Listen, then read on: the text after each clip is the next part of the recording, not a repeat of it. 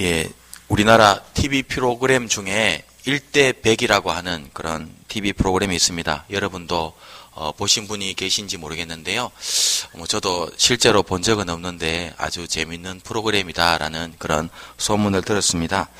이 1대 100이라고 하는 프로그램은요, 2007년부터 아주 지금 10년도 넘게 방송된 그런 프로그램인데, 기본 컨셉은 한 명이 100명과 지혜를 겨루는 그런 컨셉입니다.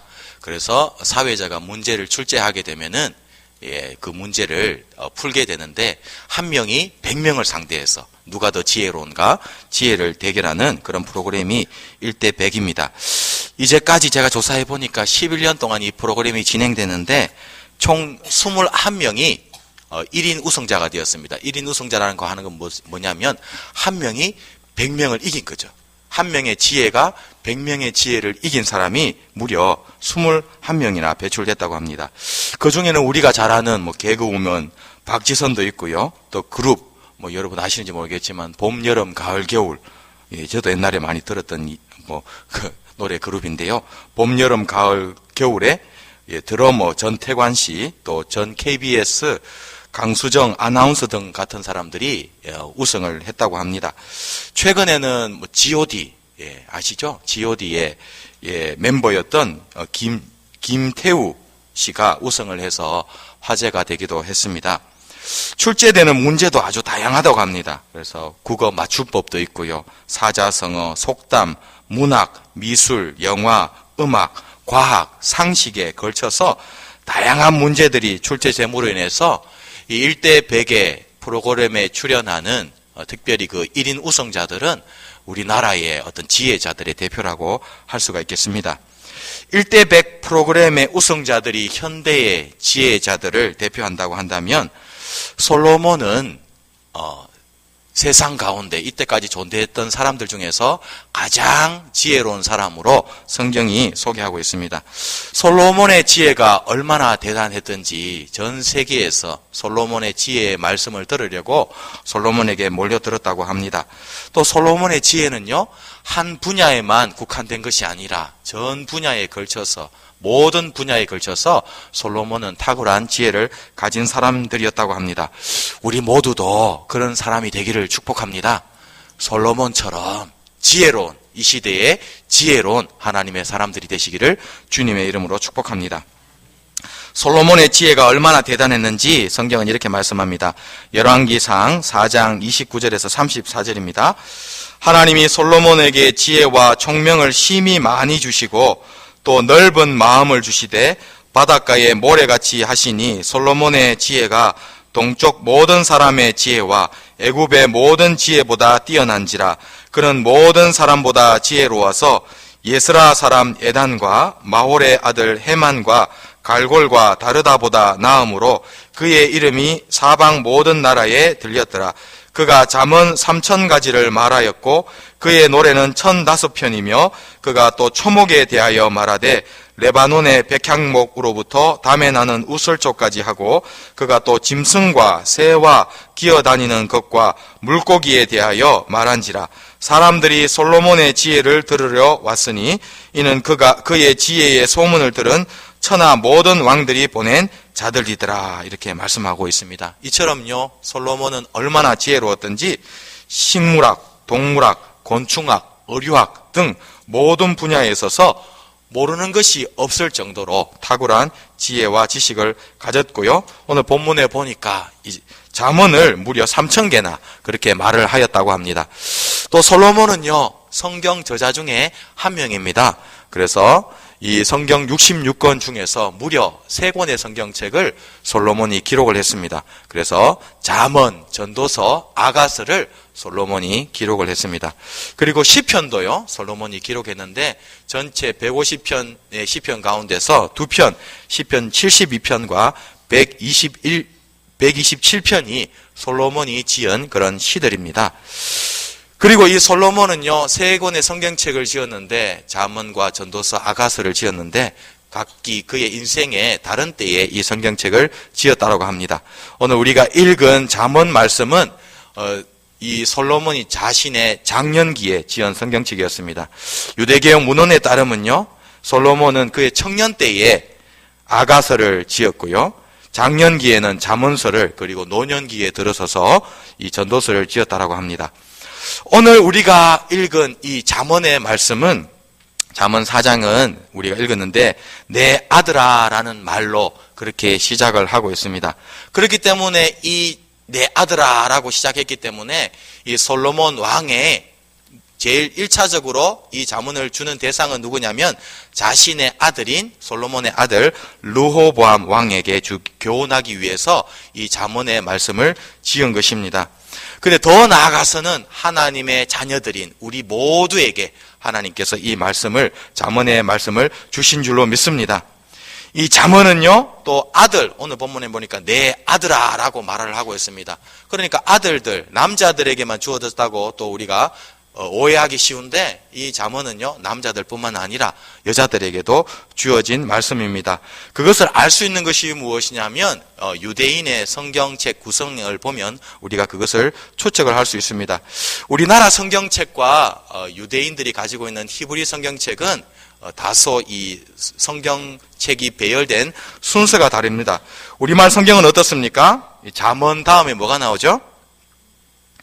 전도서, 그 다음에 아가서가 나오죠.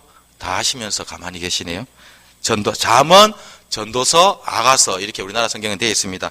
근데 히브리어로 기록된 유대인의 성경은 우리나라 성경과는 순서가 다릅니다. 어떻게 되냐면 잠언 다음에 전도서가 오는 것이 아니라 룻기가 오고요. 그 다음에 아가서가 오는 것입니다. 룻기는 어떤 성경책입니까? 룻이라는 지혜로운 여인, 지혜로운 아내가 등장하는 성경이 바로 룻기죠. 그러니까 유대인들은 잠언 다음에 전도서가 아니라 이 룻기를 넣고 그 다음에 아가서를 넣었다는 것이죠. 그것은 무엇입니까? 유대인들은요, 이 의도적으로 그들의 딸들이, 지혜로운 딸들이 되도록 교훈하기 위해서 잠언 다음에 이 룻기를 넣어서 그들의 딸들을 다 지혜로운 아내로 그렇게 만들려고 하는 그런 의도가 있는 것입니다. 따라서 잠언은 아들들에게만 주는 성경책이 아니라 딸들에게, 여자들 모두에게 주는 성경책인 것입니다. 지혜의 말씀인 것입니다. 오늘 본문 말씀을 통해서 하나님께서 우리에게 주시는 영적 교훈 3가지를 함께 살펴볼 수 있기를 원합니다. 오늘 본문에서 발견하게 되는 첫 번째 영적 교훈은 무엇이냐면, 하나님 앞에 성공적인 삶을 살기 위해서는 무엇보다도 마음을 지켜야 한다는 사실입니다. 여러분, 우리 모두는 성공적인 삶을 살기를 원하지 않습니까? 하나님 앞에서 멋진 삶, 정말 형통한 삶, 성공적인 삶을 우리 모두는 살기를 원합니다. 어떻게 살 수 있습니까? 오늘 본문 말씀에 따르면 우리가 우리의 마음을 지킬 때 우리는 형통한 삶, 평탄한 삶, 축복의 삶, 또 성공하는 삶을 살게 될 줄로 믿습니다. 우리 모두가 우리의 마음을 지킬 수 있기를 주님의 이름으로 축복합니다. 오늘 본문에서 하나님은요, 우리의 인생에서 마음이 얼마나 중요한지 2가지로 그것을 교훈을 하고 있습니다. 2가지 방법으로 그것을 말씀하고 있습니다. 첫 번째로 하나님은요, 직접적으로 말씀하셨습니다. 오늘 본문 23절에 이렇게 말씀합니다. 모든 지킬 만한 것 중에 더욱 내 마음을 지키라. 생명의 근원이 이에서 남이니라. 이렇게 말씀하고 있습니다. 하나님은 말씀하기를 우리의 인생에 있어서 지킬 것이 많이 있는데 그 많은 것들 중에서 가장 중요한 것이, 우선적으로 우리가 지켜야 될 것이 마음이라고 말씀하고 있는 것입니다. 우리가 지켜야 될 것이 어떤 것이 있겠습니까? 가정도 지켜야 되고요, 시간도 지켜야 하고, 또 지갑도 지켜야 하고, 자존심도 지켜야 되지 않습니까? 근데 그 무엇보다도 마음을 지키라고 하나님께서 말씀하고 있는 것입니다. 그만큼 마음이 중요하다는 사실이죠. 또 2번째로 마음의 중요성은 본문의 구조를 통해서도 우리가 발견하게 됩니다. 본문을 자세히 살펴보면은 본문이 아주 흥미로운 구조로 이루어졌다는 것을 우리는 쉽게 발견하게 됩니다. 본문의 구조는, 오늘 본문에 우리가 읽은 본문의 구조는요, 신학 용어로 하면은 병행법이라고 하는 그런 구조입니다. 이 병행법이라고 하는 이 구조는 어떤 구조냐면, 시편이나 잠언에 등장하는 시가서에 많이 사용되는 문학적인 기법입니다. 어떤 기법이냐면, 같은 단어를 반복을 하는데 정교한 패턴으로 반복하는 것이 이 병행법이라고 하는 그런 히브리인들의 문학 기법이었습니다. 오늘 이 병행법이 오늘 본문에 사용이 되어 있습니다. 사용이 되어 있는데 어떻게 사용되어 있냐면 인간의 신체의 여러 부분들을 반복적으로 사용하면서 정교한 패턴을 가지고 사용하면서 영적인 진리를 우리에게 전달하고 있는 것입니다. 오늘 본문에 보시면 20절에 뭐가 등장합니까? 20절은 말에 대해서 말씀하고 있고요. 말은 어디에서 나오는 거죠? 우리의 신체 가운데서 입과 입술을 통해서 나오는 거죠. 또 21절에 보면 상반절에는 눈이 등장합니다. 신체 부분 중에 눈이 등장하고 21절 하반절에는부터 23절까지는 마음이 등장합니다. 그리고 24절에는 다시 말이 등장하고 입과 입술이 등장하고 25절에는 눈과 눈꺼풀이 등장합니다. 그리고 26절과 27절에는 발이 등장합니다. 그러니까 신체의 여러 부분이 계속해서 반복이 되어 있죠. 순서가 어떻게 되어 있습니까? 정리를 해보면요. 처음에 입이 나오고요. 그 다음에 뭐가 나오죠? 눈이 나오고, 그 다음에 마음이 나오고, 그 다음에 다시 입이 나오고, 그 다음에 눈이 나오고, 마지막으로 발이 나오는 그런 구조로 되어 있는 것입니다. 그러니까 입과 눈, 마음, 입과 눈, 발 이런 구조로 되어 있다는 거죠. 그것을 종합해보면 ABC, ABD 구조로 짜여져 있는 것입니다. 그래서 이런 구조에서 병행법 구조에서는 무엇이 가장 중요하냐면 ABC, AB 이렇게 반복이 되기 때문에 중간에 있는 C가 제일 중요한 구조적으로 볼 때 중요하다는 것이죠. C가 뭡니까? 바로 마음이죠. 눈, 뭐죠? 맞죠? 말, 눈, 마음, 말, 눈 이렇게 되어 있기 때문에 중간에 있는 마음이 구조적으로 볼 때 제일 중요하다는 것입니다. 이만큼 하나님은 마음이 중요하다는 것을 직접적으로 말씀하시고 또 이 구조를 통해서 병행법이라는 구조를 통해서 이중으로 우리에게 마음을 지키라. 마음이 제일 중요하다. 그렇게 강조를 하고 있는 것입니다. 그렇다면 우리의 인생에서 하나님은 왜 이토록 계속해서 마음을 지키라고 말씀하고 계시겠습니까? 그 해답이 23절에 등장하고 있습니다. 이렇게 말씀합니다. 모든 지킬 만한 것 중에 더욱 내 마음을 지키라. 생명의 근원이 이에서 남이니라. 이렇게 말씀하고 있습니다. 왜 마음을 지켜야 됩니까? 생명의 근원이 마음에서 나오기 때문에 마음을 지키라 말씀하고 있습니다. 이 말을요, 이 문장을 좀 더 원문에 가깝게 해석하면 이렇게 됩니다. 마음으로부터 생명이 흘러나온다. 이렇게 해석을 할 수가 있는 것입니다. 우리의 마음에서부터 진정한 생명이 흘러나오는 것입니다. 그렇기 때문에 하나님께서 우리에게 마음을 지켜라. 마음이 제일 중요하다. 그렇게 말씀하고 있는 것입니다. 성경에 보면요, 생명을 표현하는데 물의 이미지로 자주 표현을 합니다. 성경에서 생명을 물로 비유를 하게 될 때에 두 가지 종류의 물로 그렇게 말씀을 합니다. 첫 번째 그 물은 어떤 물이냐면 샘에서 흘러나오는 샘물과 같은 그런 생명을 물의 이미지로 표현할 때가 있습니다. 잠언 4장 오늘 본문 읽었는데요. 4장 23절에 등장하는 생명이라는 말 자체가 원어로 보면 하임이라고 하는 말인데 샘물, 샘에서 흘러나오는 샘물을 뜻하는 그런 말입니다. 이처럼 우리가 마음을 지키면요, 깨끗한 샘에서 맑은 물이 끊임없이 흘러나오는 것처럼 우리의 삶 가운데도 그런 은혜로운 그런 삶을 살게 될 줄로 믿습니다. 저희 가정이 미국에 살 때에 와이오밍 주에 위치한 옐로우스톤 국립공원을 방문한 적이 있습니다. 이 미국의 이 옐로스톤 국립공원은 아주 세계적으로 유명한 국립공원인데요. 이곳에 가보면은 올드 페이스풀이라고 하는 그런 유명한 가늘천이 있습니다. 이 올드 페이스풀은 65분, 70분 간격으로 정확하게 1시간 조금 넘으면요, 그 땅 밑에서부터 지하수가 이게 위로 하늘로 높이 솟아오릅니다. 얼마나 높이까지 올라가냐면 그 지하수 얼마나 힘이 있는지 땅 밑에서부터 쫙 올라오는데 50m까지, 무려 50m까지 그 물 기둥이 치솟아 오르는 그런 가늘천이 바로 올드 페이스풀입니다. 그래서 이 장관을 지켜보기 위해서 전 세계에서 사람들이 이곳에 모여들고 이 올드 페이스풀 주변에 앉아서 물이 올라오는 것을 기다립니다. 우리의 마음을 지키면 우리의 생명이 마치 이 올드 페이스풀처럼 힘차게 뿜어져 나오는 물줄기처럼 힘이 있게 될 줄로 믿습니다. 그래서 높은 곳까지 우리의 삶이 올라가게 되는 것입니다. 그런 삶을 우리 모두가 살 수 있기를 주님의 이름으로 축복합니다. 이러한 역동적인 생명의 모습을 예수님은 요한복음 7장에서 이렇게 묘사를 하셨습니다. 요한복음 7장 37절에 보면 이렇게 말씀합니다. 명절 끝날 곧 큰 날에 예수께서 서서 외쳐 이르시되 누구든지 목마르거든 내게로 와서 마시라. 나를 믿는 자는 성경의 이름과 같이 그 배에서 생수의 강이 흘러나오리라 하시니 이는 그를 믿는 자들이 받을 성령을 가리켜 말씀하신 것이라. 우리가 우리의 마음을 지키면 우리의 생명이 마치 샘물에서 흘러나오는 것처럼 그 지하수에서 높이 힘차게 올라오는 그런 생명력 있는 그런 삶을 우리 모두가 살게 될 줄로 믿습니다. 우리 모두가 우리 인생을 통해서 그런 힘 있는 축복된 삶을 살 수 있기를 주님의 이름으로 축복합니다. 그런데 그런 생명이 있는 반면에요, 성경에 보면 또 다른 하나의 생명이 등장합니다. 이 생명은 헤벨의 생명이라고 그렇게 부를 수 있습니다.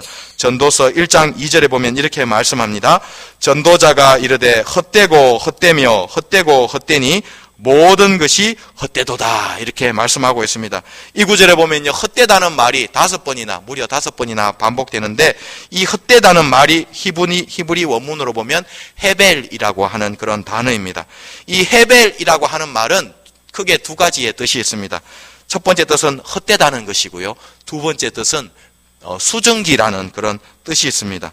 하나님을 떠난 인생, 말씀을 떠난 인생은 헛된 인생이며 물로 표현하면 수증기와 같은 그런 인생인 것입니다.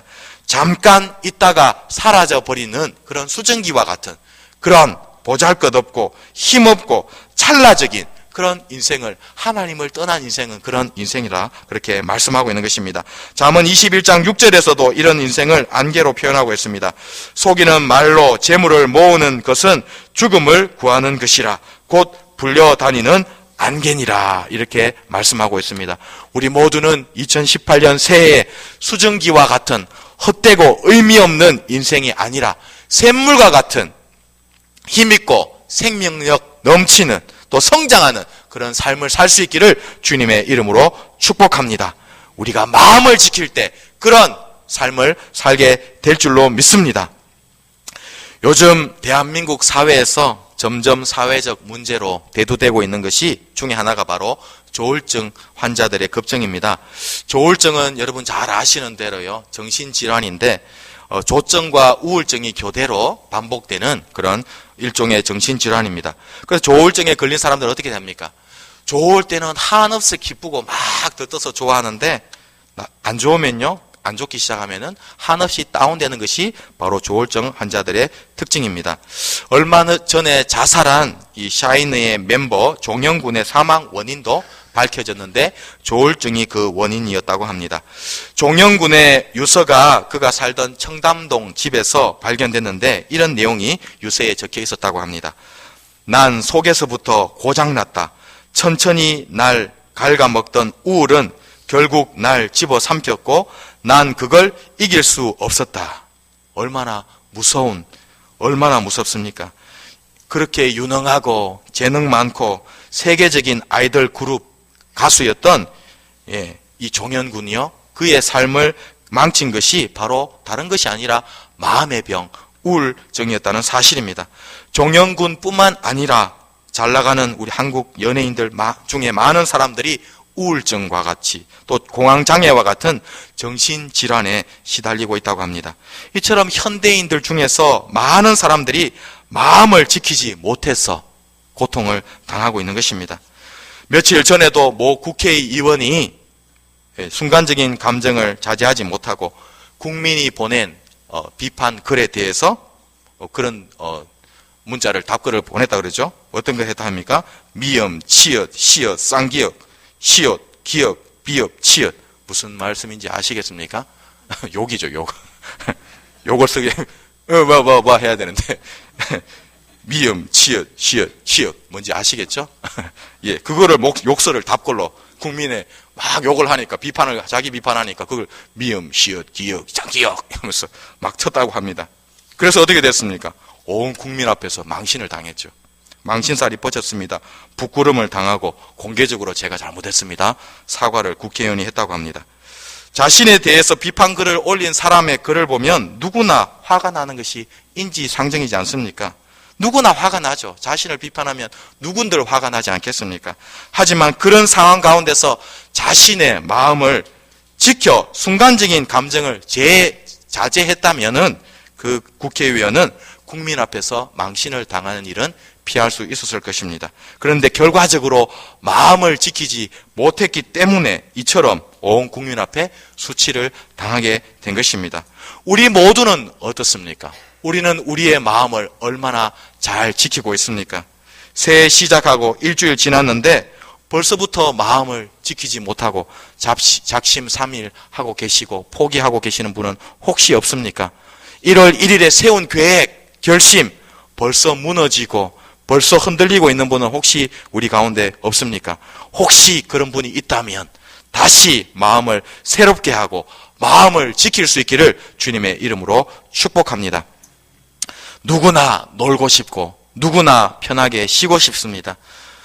그런데 뭔가 이루는 사람, 성공하는 사람은 그런 유혹을 뿌리치는, 마음을 지키는 사람인 것입니다. 그런 사람은 무엇인가를 이룰 수 있는 것입니다. 마음을 지키는 사람이 뭔가를 이룰 수 있고 하나님 앞에 열매를 맺게 되는 것입니다. 마음을 지키지 못하면 어떤 것도 이룰 수가 없는 것입니다. 쉴 때 쉬고 일할 때 일하고 공부할 때 공부해야 하는 것입니다.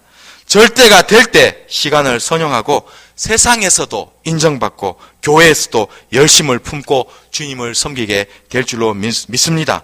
반대로 절제하지 못하는 사람은요, 세상에서도 인정받지 못하고 교회에서도 헌신하지 못하고 시간을 낭비하고 물질을 낭비합니다.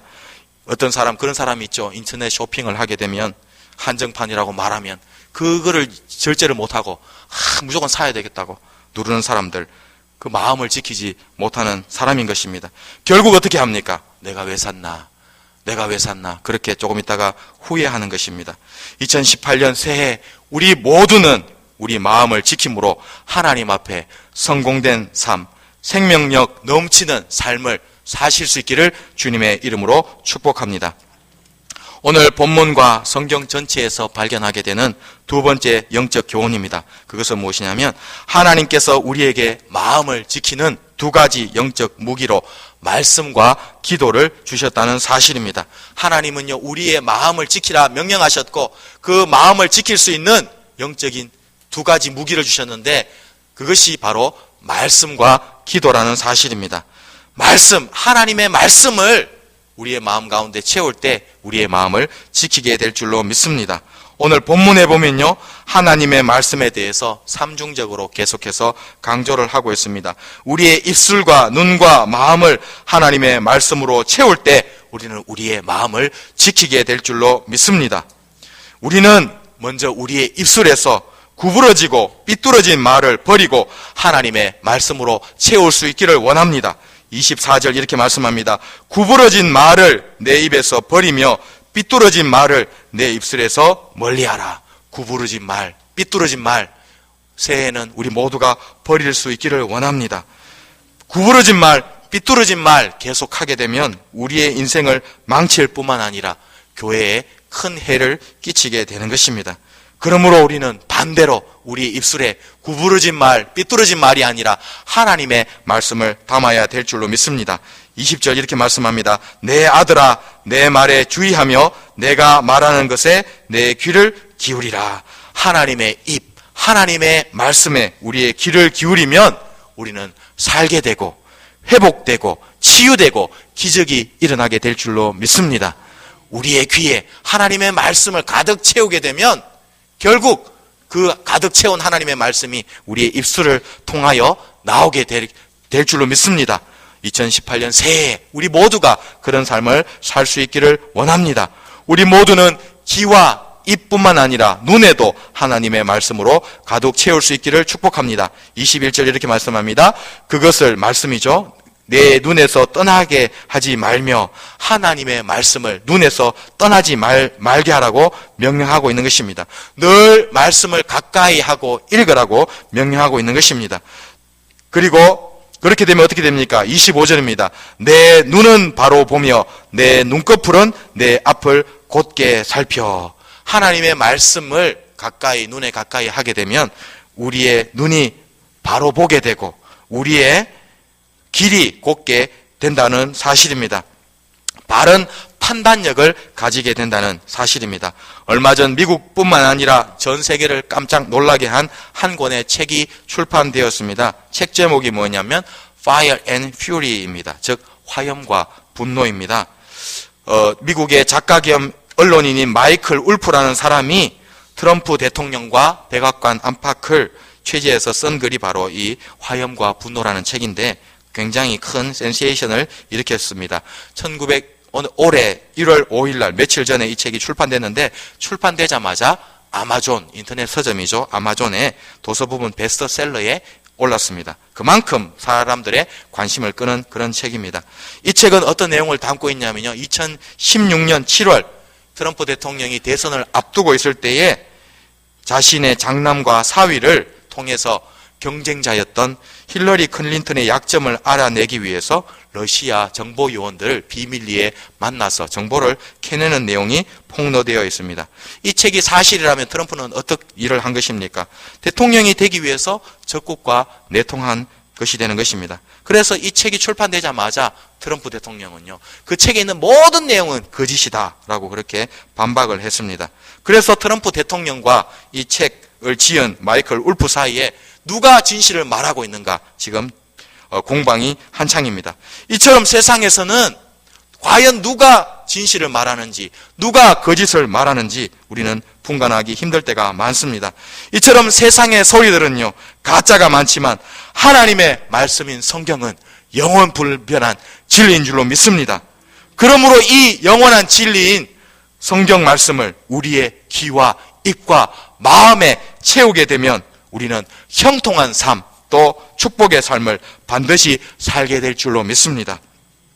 그러므로 2018년 새해 우리 모두가 하나님의 말씀을 가까이 할 수 있기를 원합니다. 이제 오늘은 2018년 첫 번째 주일입니다. 이제 52주 2018년 우리가 지나면서 한 해 동안 52주 주일을 지나게 되는데 우리 모두가 결단할 수 있기를 원합니다.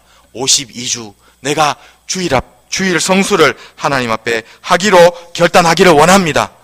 또 우리는 어떤 결단을 해야 되겠습니까? 주일날 주일 예배 올 때 늦지 않기로 우리 모두가 결단할 수 있기를 원합니다. 우리 예배에 보면요 늦게 오시는 분들이 상당수 있습니다. 그런데 새해 들었을 때 우리가 새롭게 하나님의 말씀을 사모하며 한 분도 이 주일 예배에 늦지 않고 제 시간에 정각에 오고 일찍 올 수 있기를 결단할 수 있기를 원합니다. 그리고 말씀을 가까이 하기 위해서요 예배에 더욱더 우리의 많은 시간을 투자하고 할애할 수 있는 우리 모두가 될 수 있기를 원합니다. 2017년에는 주일 오전 예배만 드렸다면 이제 새해에는 내가 오후 예배도 드리겠다 그렇게 결단할 수 있기를 원합니다. 또 새벽 기도, 수요 예배, 금요 기도회, 성경 읽기를 통해서 좀 더 말씀에 가까운 그런 삶을 사는 우리 모두가 될 수 있기를 주님의 이름으로 축복합니다. 그리고 말씀을 들을 때 듣는 것에만 그치지 않고 들은 대로 순종함으로 말미암아 교회에서 뿐만 아니라 세상 가운데서 하나님의 자녀로서 영광을 드러내는 우리 모두가 될 수 있기를 주님의 이름으로 축복합니다. 두 번째로 우리의 마음을 지키는 영적인 무기, 두 번째 무기는 무엇이냐면 바로 기도가 그 무기인 것입니다. 빌립보서 4장 6절에 이렇게 말씀합니다. 아무것도 염려하지 말고 다만 모든 일에 기도와 간구로 너희 구할 것을 감사함으로 하나님께 아뢰라. 그리하면 모든 지각에 뛰어난 하나님의 평강이 그리스도 예수 안에서 너희 마음과 생각을 지키시리라. 이렇게 말씀하고 있습니다. 기도할 때 우리의 인생에 어떤 어려움이 있어도 우리의 마음을 지키게 되고 넉넉히 그 위기를 극복하게 될 줄로 믿습니다. 염려했던 마음도 기도하면 평강의 마음으로 변화될 줄로 믿습니다. 성경에서 기도로 마음을 지킨 대표적인 인물이 바로 다윗입니다. 다윗은 여우도 굴이 있고 공중의 새도 거처가 있어되 인자는 머리 둘 곳이 없다라고 말씀하신 예수님처럼 그런 삶을 살았습니다. 평생 오랜 세월 동안 사울 왕에게 쫓겨다니면서 머리 둘 곳 없는 그런 삶을 산 사람이 바로 다윗이었습니다. 그는 언제 사울의 손에 붙잡혀 죽을지도 모르는 그런 위기, 불안한 하루 하루를 보내면서 숱한 인생의 위기를 경험했습니다. 그런데 그 많은 인생의 위기를 다윗은 기도로 극복한 것입니다. 시편 40편 1절 2절에 이렇게 말씀합니다. 내가 여호와를 기다리고 기다렸더니 귀를 기울이사 나의 부르짖음을 들으셨도다. 나를 기가 막힐 웅덩이와 수렁에서 끌어올리시고 내 발을 반석 위에 두사 내 걸음을 견고하게 하셨도다. 이렇게 말씀하고 있습니다. 우리의 인생 가운데도 기가 막힌 웅덩이와 수렁을 만날 때가 있지 않습니까? 그때마다 다윗처럼 기도로 돌파할 수 있기를 원합니다. 기도할 때 하나님께서 그 수렁에서 건져주시고 다윗의 발을 반석 위에 세워주신 것입니다. 2018년 새해 우리 모두에게도 이런 은혜가 있기를 주님의 이름으로 축복합니다. 본문에서 발견하게 되는 마지막 영적 교훈은 무엇이냐면 마음을 지키는 것은 영적 전쟁이라는 사실입니다. 본문에서 반복되는 단어가 있는데 그것은 무엇이냐면 지키라라는 말입니다. 21절과 23절에 두 번 지키라는 말이 반복이 되어 있습니다. 이 지키라는 말은요, 히브리 원문으로 보면 샤마르라고 하는 말입니다. 이 말은요, 군사 용어입니다. 그래서 군인이 적으로부터 자기의 진지를 지키기 위해서 힘써 지키는 그 말이 바로 샤마르, 지키라라는 말입니다. 군인이 자신의 진지를 지키기 위해서 최선을 다하듯이 우리도 우리의 마음을 지키려면 사력을 다해야 되는 것입니다. 그럴 때 우리의 마음을 비로소 지키게 될 줄로 믿습니다. 세상에는 공짜가 없습니다. 가끔 핸드폰으로 전화가 걸려오죠. 이거 좋은 겁니다. 공짜입니다. 그렇게 홍보하는 그런 사람들 우리 전화를 가끔 받게 됩니다. 그런데 나중에 알고 보면 무엇입니까? 공짜라고 말했는데요. 나중에 알고 보면 그것이 다 함정이고 나중에 대가가 있는 것을 우리는 발견하게 되는 것입니다. 그러므로 공짜라고 말하면 우리는 조심해야 되는 것입니다. 경계해야 되는 것입니다. 뇌물을 공짜로 생각하고 덥석 받았다가 후에 그 뇌물 때문에 엄청난 곤욕을 치르는 사람들 우리는 언론을 통해서 얼마나 많이 보았습니까? 공짜라고 생각하고 기업으로부터 국정원으로부터 뇌물을 받았다가 감옥에 간 정치인들이 얼마나 많습니까? 세상에도 이처럼 공짜가 없는 것 같이 영적인 세계에도 절대로 공짜가 없는 것입니다. 마음을 지키는 것도 절대로 저절로 되지 않는 것입니다. 힘을 들여야 하고 시간을 들여야 마음을 지킬 수 있는 것입니다.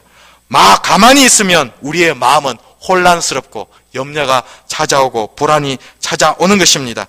기도에 땀방울을 흘리고 성경을 배우는 수고를 할 때 비로소 우리의 마음이 지켜지고 형통한 삶, 성공적인 삶을 하나님을 위해서 열매를 맺는 삶을 살게 될 줄로 믿습니다. 우리의 원수인 사단은 지금도 우리의 마음을 지키지 못하도록, 그래서 하나님이 예비해 놓으신 축복을 받지 못하도록 우리를 공격하고 안간힘을 쓰고 있는 것입니다. 그러므로 우리는 시간을 투자해서 말씀을 듣는 자리에 나가고 기도해야 하는 자리에 나옴으로 영적 전쟁에서 승리해야 될 줄로 믿습니다. 하나님께서 아무리 마음을 지킬 수 있는 영적 무기인 말씀과 기도를 우리에게 주셨어도 우리가 그것을 사용하지 않으면 그 모든 것이 무용지물이 되고 마는 것입니다. 이 영적 진리를 극명하게 보여주는 것이 바로 솔로몬의 아들인 르호보암 왕이었습니다. 그는 솔로몬의 아들로서요, 잠언을 듣고 잠언을 통해서 축복의 삶을 살 수 있는 기회가 있었지만 축복의 삶을 결국 살지 못했습니다. 잠언의 1차 수혜자가 바로 르호보암 이 왕이었지만 그는 이 솔로몬 왕 하나님의 말씀에 주의하지 않고 귀 기울이지 않으므로 결국 그의 삶은 지혜로운 삶이 아니었습니다. 아버지 솔로몬 왕이 죽은 후 르호보암이 왕위를 잇게 되었습니다. 왕을 다스리게 되었습니다. 이때 백성들이 왕을 찾아왔습니다.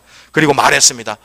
왕이시여 우리의 멍에를 가볍게 해주소서 이렇게 말을 했습니다. 자신들이 지고 있는 그 짐을, 무거운 짐을 좀 가볍게 해달라고 왕에게 요청한 것입니다. 이때 솔로몬은요 지혜롭지 못했습니다. 지혜로운 노신들의 충고를 듣지 않고 자신과 함께 자란 젊은 신하들의 의견만 듣고 지혜롭지 못한 대답을 한 것입니다. 이로 인해 백성들의 마음이 왕을 떠나게 되었고 결국 그의 지혜롭지 못한 대답 때문에 이스라엘은 남북으로 분열되게 된 것입니다. 평생 자문을 통해 아버지로부터 하나님의 말씀을 들을 수 있는 복된 기회가 있었음에도 불구하고 르호보암 왕은요 그 말씀에 귀 기울이지 않고 무시함으로 결국 지혜롭지 못한 삶을 살고 만 것입니다.